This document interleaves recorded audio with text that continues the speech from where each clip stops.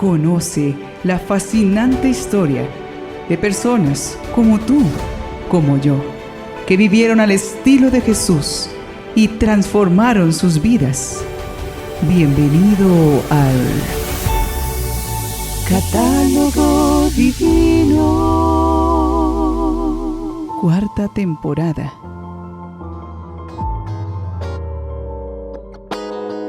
Un saludo fraterno desde Pamplona, Colombia, para los exploradores de las doradas páginas del Catálogo Divino. En este catálogo de los santos nos encontramos muchas veces con historias asombrosas que nos ponen a pensar. ¿Qué enseñanza pueden traer sus vidas, aunque a primera vista no se ven? Dejémonos sorprender por estos santos poco comunes y pidámosle que eleven su oración a Dios por nosotros. Demos paso a escuchar los nombres de aquellos santos que nuestra iglesia recuerda en este día, 15 de mayo. San Isidro, labrador, laico. Santos Pedro, Andrés, Pablo y Dionisia, mártires. Santos Casio y Victorino, mártires. San Aquileo, apellidado Taumaturgo, obispo. San Reticio, obispo. San Caleb o Elesbaan, rey de Etiopía. San Severino, obispo. San Simplicio, presbítero. San Ruperto, duque. San Vitecindo, mártir. Y el beato Andrés Abellón, presbítero religioso.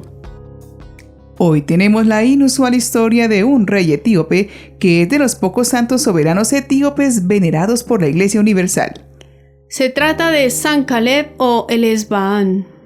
San Caleb es considerado santo tanto por los católicos como por los ortodoxos.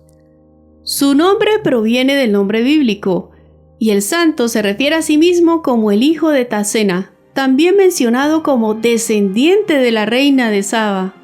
El santo también es conocido como Elesbaan. Este santo fue rey de Aksum, un territorio que comprende las actuales naciones africanas de Eritrea y Etiopía. Aunque han brotado muchos santos de la realeza, son muy poco conocidos los provenientes de Etiopía, que en medio de la iglesia copta gozan de veneración como santos locales. Se calcula la existencia del santo en el siglo VI. Las narraciones carmelitas describen a Caleb como un rey coronado muy joven y a su vez muy austero, a pesar de su riqueza. Edificó bellas iglesias y monasterios para religiosos y religiosas del Carmelo. Era devoto a la Virgen María y a San Gabriel Arcángel, que varias veces le acompañó en sus batallas. Según el historiador Procopio de Cesarea, Caleb fue un celoso defensor de la religión cristiana y narró su lucha alrededor del año 520. Su momento de heroísmo está vinculado a la muerte de los mártires de Nagrán, ciudad de la península arábiga, en el territorio del actual Yemen. Desde el siglo V existía en el Yemen una comunidad cristiana en Nagrán. Un siglo más tarde, el rey de Aksum, Etiopía, ocupó parte del país y estableció una guarnición en Safar, nombrando un virrey, un cristiano nativo llamado Sum-Jaffa Asagwa, para gobernar dicho territorio. Habiendo cruzado el Mar Rojo, Caleb impuso su dominio sobre árabes y judíos y extendió sus fronteras hasta Imyar, actual Yemen, extendiendo el cristianismo a toda la región. Los etíopes a principios del siglo VI también se habían encargado allí de la expansión del cristianismo. La comunidad cristiana vivía siempre expuesta a la hostilidad de los nativos y, ante todo, de los judíos. Hacia el año 523, a la muerte del virrey Dun-Nuwas o Dunak, un jefe inyarita de la antigua familia real y judío de religión, se sublevó contra el poder abisino, se apoderó de la ciudad de Safar, asesinó a la mayor parte de la guarnición y al clero y transformó la iglesia en una sinagoga. Dunar asedió la ciudad de Nagrán, pero no consiguió conquistarla. Entonces juró en el nombre de Dios y de la ley a los pobladores que no haría mal a ninguno. Los moradores de la ciudad creyeron en su palabra y le abrieron las puertas. Pero Dunán no mantuvo sus promesas e hizo perecer a todos los cristianos con refinada crueldad. Algunas fuentes dan cifras de 427 clérigos, monjes y vírgenes muertos, sin contar los 4.252 fieles martirizados.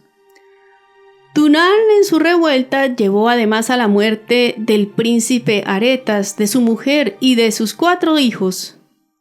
El patriarca de Alejandría de Egipto escribió a los obispos orientales recomendándoles venerar a las víctimas de la matanza como mártires, que incluso los católicos festejamos, y ayudado por el emperador Justino, escribieron al rey Caleb que se dirigiera a vengar el asesinato. Al mismo tiempo, los refugiados de Najrán difundieron la noticia por todo Egipto y Siria. La impresión que el hecho produjo no se borró en varias generaciones. Ante las noticias de estas matanzas, Caleb organizó una expedición militar a Yemen. Después de recibir la bendición del monje Pantaleón, uno de los evangelizadores del reino de Aksum, se dirigió hacia el Mar Rojo. A pesar de las dificultades de transporte, desembarcó en Arabia y se apoderó de Dun-Nuwas, quien había solicitado en vano la ayuda del rey de Persia. Cuentan que cuando Caleb enfrentó a Dunán, rey de Arabia, lo venció teniendo menos soldados y proponiéndole una tregua a cambio de convertirse a la fe cristiana y en vasallo suyo.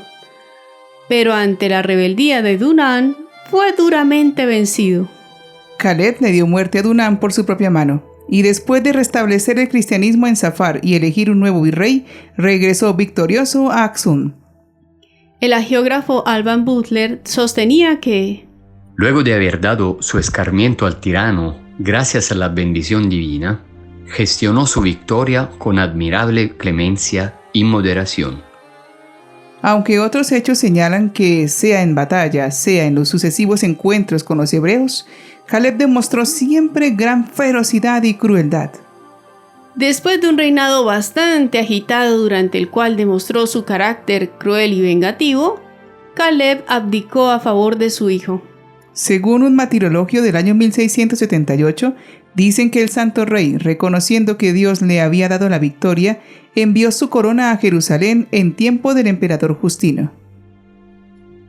Caleb se hizo ermitaño como voto ante el Señor, llevando en adelante una vida santa en el monasterio de su amigo San Pantaleón. La leyenda de San Caleb la narra detalladamente el padre Francisco Colmenero, doctor en Sagrada Teología, examinador sinodal de los obispos de Valladolid y Barbastro. Este santo está asociado frecuentemente con Santa Ifigenia, otra santa africana y también carmelita. Según la historia carmelita, pues se considera a San Pantaleón perteneciente a esta orden, Caleb se dirigió ante el abad Pantaleón y pidió el hábito del Carmen. Luego de ser probado, se le admitió entre los religiosos. Fue un novicio ejemplar y eligió la celda más humilde. Trabajó en el campo y la cocina como los demás. Sobresalía en virtudes como la penitencia, la oración y el silencio regular. Usaba cilicio, se disciplinaba y dormía en el suelo. Solo abandonó la soledad de la celda para ser ordenado presbítero en la catedral, regresando luego al monasterio. Su oración fue desde entonces más intensa, acompañado de los santos ángeles y resplandeciendo su celda. Era tentado constantemente por visiones de serpientes y alimañas, venciendo por su humildad y paciencia. Luego de una grave enfermedad, falleció en medio de la tristeza de sus súbditos, acogido por la Virgen María y muchos ángeles. Caleb murió según unas fuentes en el año 535 y otras dicen que en el año 555 o 558. El cuerpo fue llevado a la catedral recibiendo solemnes funerales y fue sepultado en la iglesia del monasterio. En el año 1630 fueron restauradas la capilla y la tumba por los monjes coptos, que son los que viven allí y mantienen su culto. La singular historia de los mártires, San Aretas y compañeros, en opinión del cardenal Baronio, también merecía ser citada en el martirologio romano, obviando que todos ellos fueron muy probablemente seguidores de la herejía monofisita. Tal vez sucedió porque el conocimiento de ellos fue bastante breve de las iglesias orientales y no les permitió siquiera acercarse a dudar de la ortodoxia doctrinal de la iglesia etíope. Esta devoción fue conocida en Portugal y Brasil, gracias a los esclavos procedentes de Etiopía que conocían a San Caleb y fueron evangelizados por medio de esta devoción. Para Dios, lo importante es ver algún día en que nosotros reconozcamos nuestro corazón lleno de dureza y busquemos su ayuda, como el rey Caleb, para cambiar de vida. Oremos pidiendo esta gracia. Padre, me declaro culpable, pido clemencia, perdón por mis pecados. Me acerco a ti con absoluta confianza porque sé que tú prefieres la penitencia a la muerte del pecador. Envía tu espíritu de amor y perdona mis pecados. Purifícame, sáname, restáurame, renuévame con la sangre redentora de tu Hijo. Ayúdame a tener un corazón como el suyo, un corazón humilde y generoso, capaz de perdonar. Arranca de mí el corazón de piedra y dame un corazón de carne. Amén. Nunca es tarde para reconocer los errores. Dios tiene la fábrica de la paciencia. Si nos hemos dado cuenta que tenemos mucho que cambiar en nuestra vida, no dejemos para mañana lo que podemos hacer hoy. Si reconocemos el pecado es más fácil transformarlo. No matemos nuestra felicidad por mantenernos en la terquedad. Recordemos que es mejor para el pecador arrepentirse que para el justo echarse para atrás en el último momento.